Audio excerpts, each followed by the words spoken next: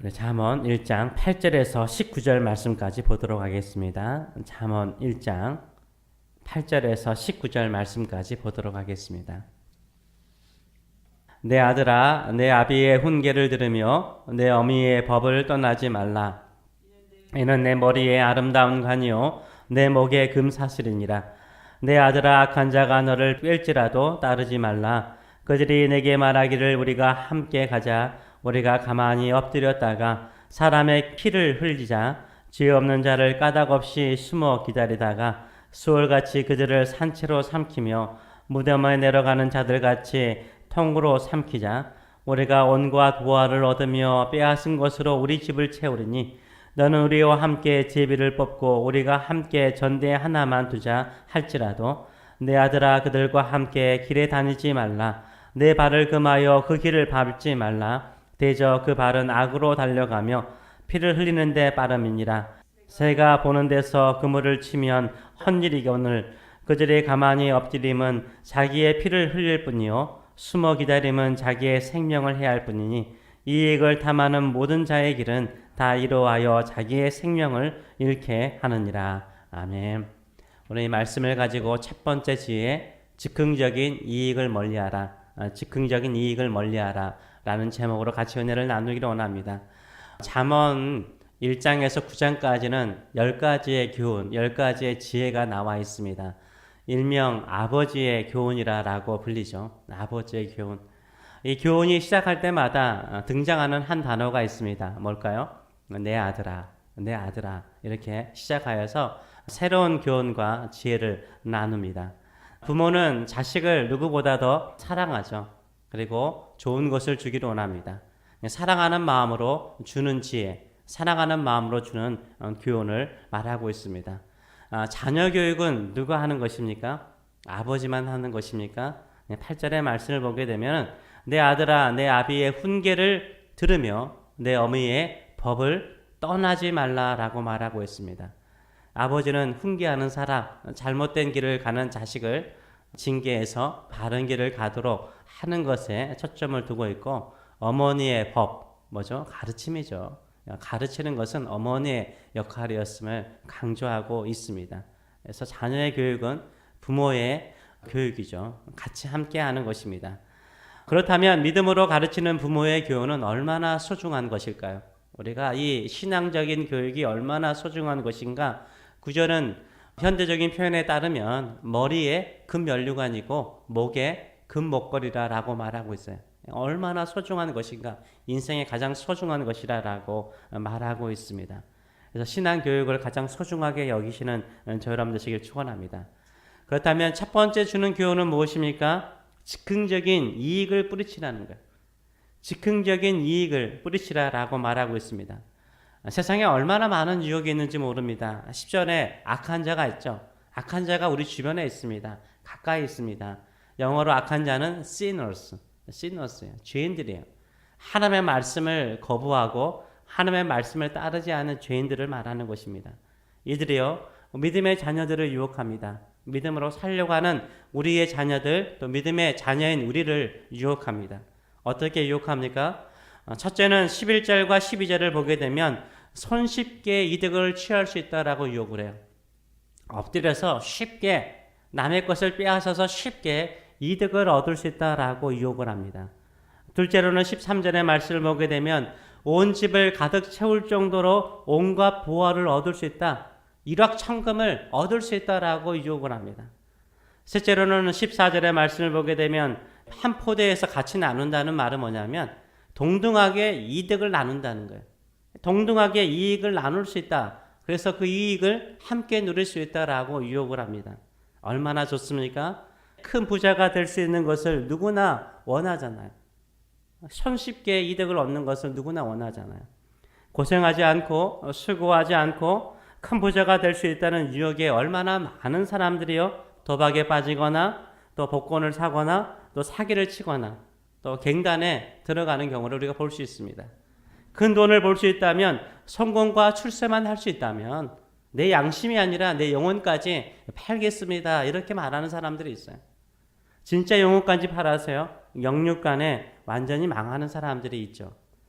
예전에 깽단의 다큐멘터리를 한번 본 적이 있습니다. 이들 절대 부자 못 돼요. 절대 부자 못 돼요.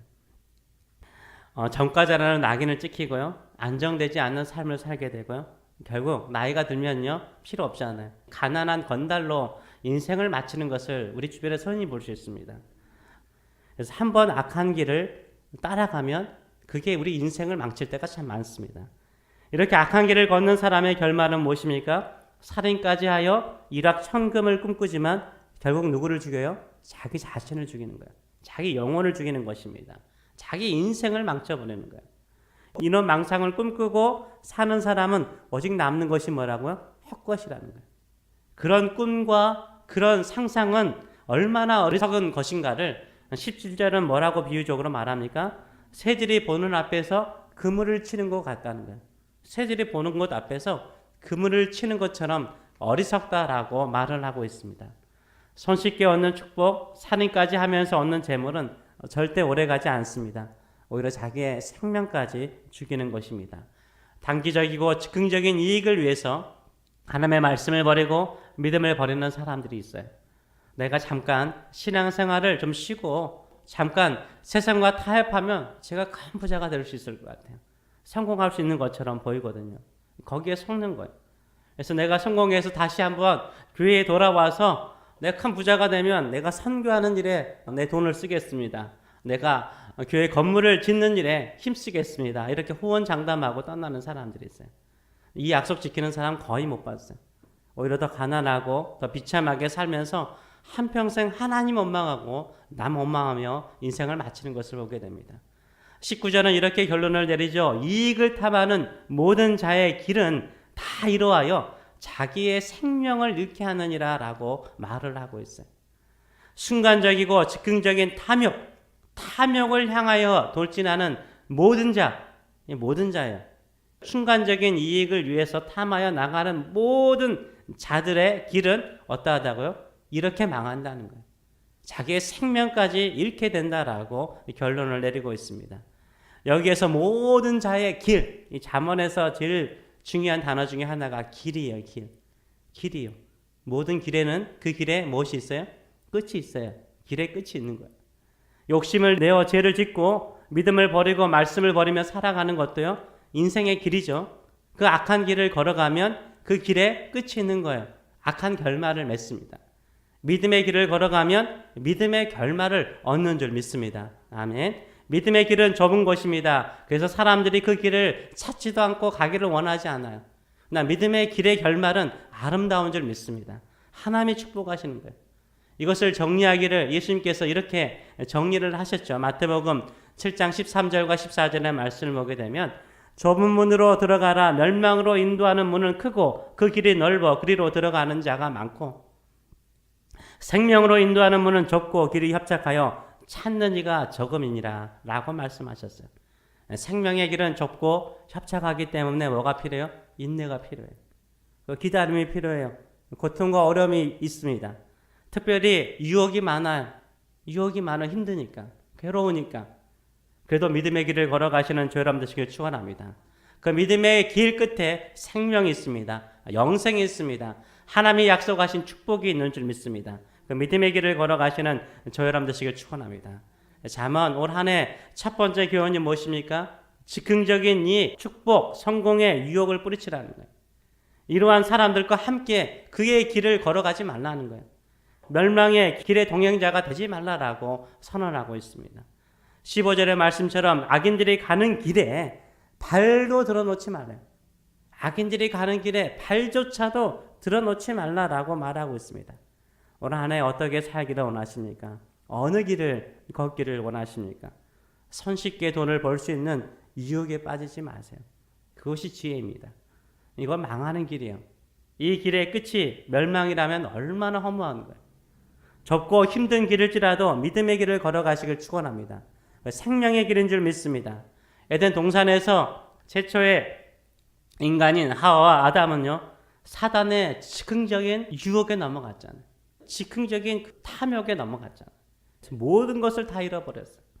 누리던 축복까지 상실했습니다. 그리고 죽게 되었습니다.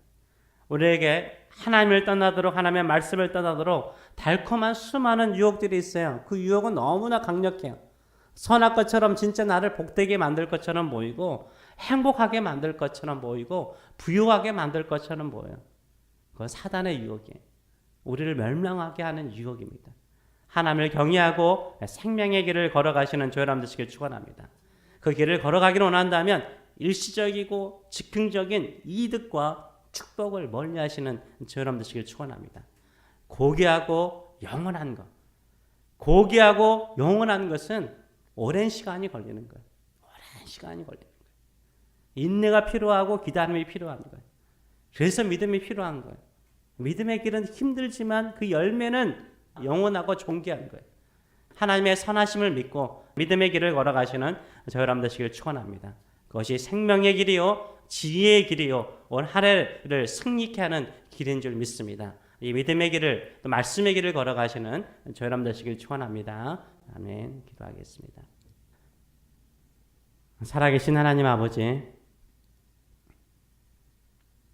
손쉽게 수고하지 않고 얻을 수 있는 이득은 결국 우리의 영혼까지 망하게 하는 것을 우리가 압니다. 그러나 힘들고 어렵지만 믿음으로 말씀을 붙들고 살아가는 길은 좁고 협착하며 많은 사람들이 그 길을 걸어가기를 원하지 않지만 그 길의 결말은 생명의 길이요 영생의 길이요 존귀하고 또 영원한 축복이 있는 길인 줄 믿습니다. 아무리 사단의 강력한 유혹이 우리 옆에 있을지라도 우리는 그것을 뿌리치고 믿음의 길을 생명의 길을 걸어가는 믿음의 사람들이 될 수 있도록 축복하여 주시옵소서. 우리 주님께서 가르쳐 주신 대로 악에서 우리를 보호하여 주시고 모든 시험에서 우리를 지켜주시고 오직 하나님의 나라와 권세와 영광을 위해 하나님의 뜻을 위해서 믿음의 길을 걸어가서 하나님께 영광을 돌리고 우리의 삶에는 참된 자유와 행복과 기쁨을 누리는 올 한 해가 될 수 있도록 축복하여 주시옵소서. 감사드리며 예수님의 이름으로 기도합나이다. 아멘.